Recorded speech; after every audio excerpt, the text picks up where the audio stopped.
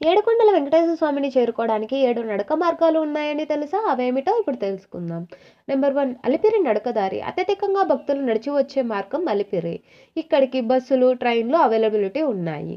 కొంత నడకదారి, కొంతమేర మెట్ల దారి ఉంది. నెంబర్ 2 శ్రీవారి మెట్లు. శ్రీవారి మెట్లు అన్ని నడక మార్గాలలో ప్రాచీనమైనది. శ్రీ వెంకటేశ్వర స్వామి ఈ మార్గం ద్వారానే తిరుమల చేరుకున్నారని ప్రతీతి. అలిపిరి మార్గంతో పోలిస్తే మెట్ల సంఖ్య చాలా తక్కువ. నెంబర్ 3 కుక్కలదొడ్డి. కుక్కలదొడ్డి శ్రీవారి పార్వేట మండపం దారి. తంబురు తీర్థం చేరుకుని అక్కడి నుంచి పాప వినాశనం మీదుగా స్వామివారి ఆలయం వద్దకు చేరుకోవచ్చు.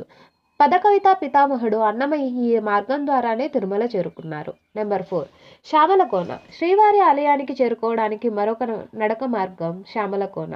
కళ్యాణి డ్యాం నుంచి నడక మార్గాన తూర్పు వైపుకు ప్రయాణిస్తే తిరుమలను చేరుకుంటాం.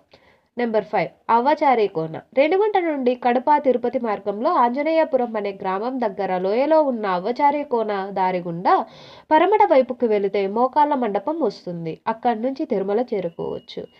నెంబర్ 6 తలకోన. తిరుమల కొండ తలభాగంలో ఉండే కోన కనుక తలకోన అనే పేరు వచ్చింది. జలపాతం నుంచి నడుచుకుంటూ జెండాపేట నుంచి తిరుమల చేరుకోవచ్చు. నెంబర్ 7 మామండూరు.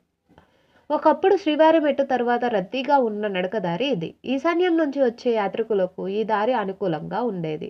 విజయనగర రాజులు ఈ దారిలో మెట్లని ఏర్పాటు చేశారు.